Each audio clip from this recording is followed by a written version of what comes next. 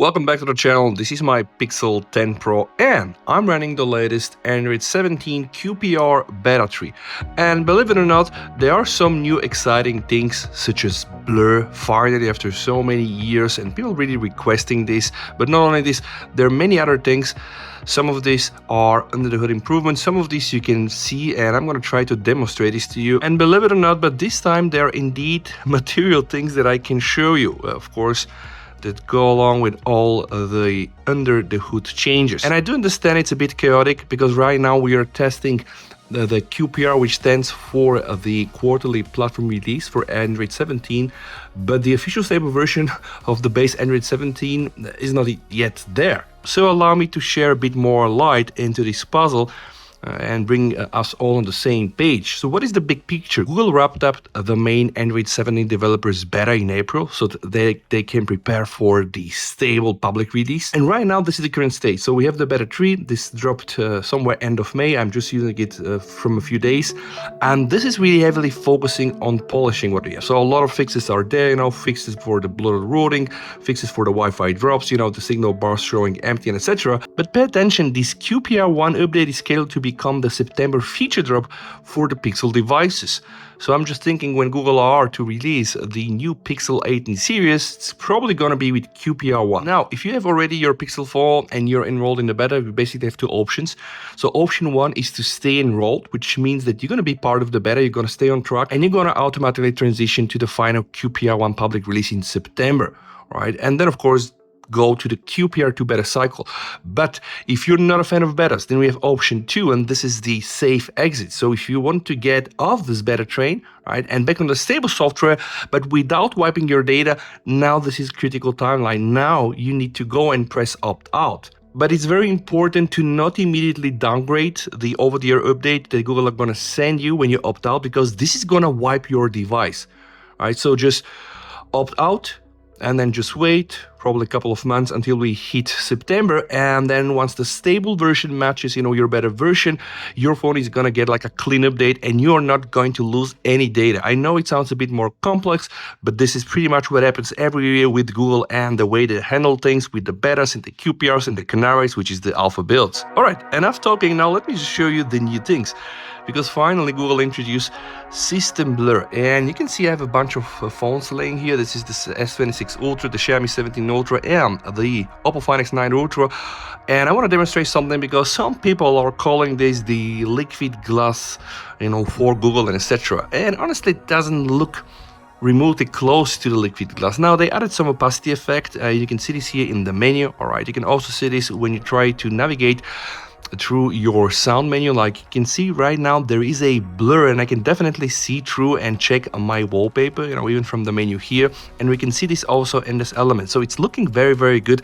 This is also included now in the quick settings. All right, and again, because I promised, I'm gonna show you this is the implementation for the S26 Ultra. All right, you can see we have system blur here. All right, and if I try to do this on the volume again, we have system blur here, and this is kind of the quick menu. All right, this happens also with the folders, by the way, on the Pixel UI. Again, we have system blur here, and I wanted to show you something that, it's so probably a bit more closer to the iOS, okay? Chinese phones, and sometimes how they handle things. So this is going to be like my Xiaomi. You can see, again, none of this really resembles like 100% liquid glass the way Apple and iOS meant it, but I wanted you to see really what the other OEMs are doing. So this is the Xiaomi, and last but not least, guys, I'm going to show you the Oppo. Probably the Oppo is very, very close. It has this very nice and subtle effects you can see here, every time you do so. And this is going to be here the Oppo's quick control panel. So I promised to show you the competition, and now we are back to the Pixel. So we have system blur in a lot of menus, and by the way, I do believe that it changes behavior based on the theme that they're using. So right now what I'm going to do, I'm going to go and switch to the dark theme, and I want to see what is going to happen, because I have a feeling that the blur is going to change somehow. All right, so I'm just going to demonstrate you the very same things, okay? And now again, blur and the system menu, which is pretty cool, right? One more time, let's just go back and remove it, and now we're back. Okay, maybe it doesn't really change the intensity, but definitely change the coloration. Also, what they did, they redesigned some of the up menus. So let me show you now. If I go to the photos, we can see the split shortcuts here. Now I have shortcut. I can do a screenshot. I can do free space. I can go free. I can just search an image. And this is pretty much implemented on a lot of this, right? I can click on the Play Store. I have up info, remove bubble. And by the way, you know about the bubble thing, right? Like this has been seen sometime here in all the Android betas. So it's looking more and more refined. You can see I can click on my Nangram FX, which is really a very good clone, very good port for Telegram. And all of this just works very, very good. And I have a feeling that Google are finally, doing something that people will really like, because a lot of the complaints from users that I know personally were saying that this is too simple, this is too plain. But I don't really think that simple and plain in 2026 is something bad, like quite the contrary, okay? And here again, you can see we have some blur here, by the way. And besides the new blur, there are some new animations. So check this thing here, right? I'm gonna go here, boom, very nice blurry effect. By the way, they changed also some of the animations. Now I'm gonna go on the always on, right? Always on and lock screen. I'm just changing between always on and lock screen. And now I'm gonna double tap my power button. Boom, camera is here. All right, and you can see there is a new camera opening animation from the lock screen, and it's still not perfect. There are these glitches. I think you were able to see them, but honestly, just pretty impressive. And everything, the way it works here, very, very good.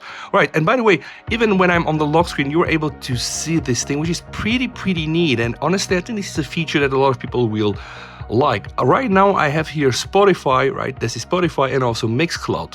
And I think you can have up to like 3 players here, distinct players, and you can very easily just switch between them, which is pretty cool. Let me just try to hit the play button. I'm gonna hit the play button. All right, I'm going to minimize the sound. You can see I have nice blur everywhere. I mean, this looks really so cool. I really like the way they did it. And they also redesigned this output menu and the animation. When I click it, you can see how smooth is this, right? This feels very smooth and very good. And let me tell you something, guys. I'm going to change some of the songs here. This is going to leverage Material 3, which is pretty insane because, again, Google invented this, right? Why not bring it there? And you know the story. This is the same story also with the S26 Ultra. Let me just try to show you. The people from Google and Samsung, they work in a very close cooperation. Let me share with you what I mean, right? You can see right now, based on the art cover, like the whole toggle here and also the progress bar is definitely going to change. And this is here on the One UI 9 Beta 2 that I'm using on my S26 Ultra. And this is probably one of the best media players implementation I've seen in a while in a phone. And I really want that Google do the same, because right now they just keep the same boring design just here, but they redesigned it inside, and I have the feeling that they're using bigger fonts. The new media output menu has been redesigned, and you can click connect your device, and it's going to work really like a charm. This thing here really nails it for me. I really love it. Like the way that's implemented, it's pretty cool because you don't have to swipe all the time.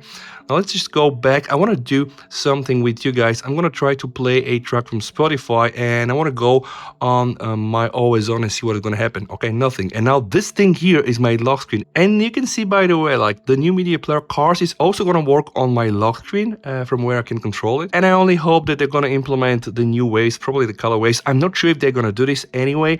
Now, besides the blur, besides the new media player cards, there are other things as well. Just take a look at this. I'm just gonna kill off my Wi-Fi. Definitely new changes in animation. So see what happens here. When I just go for my quick setting, they're gonna do something like this. You see, there is a little bump. All right, see it like this one more time. Just pay attention here.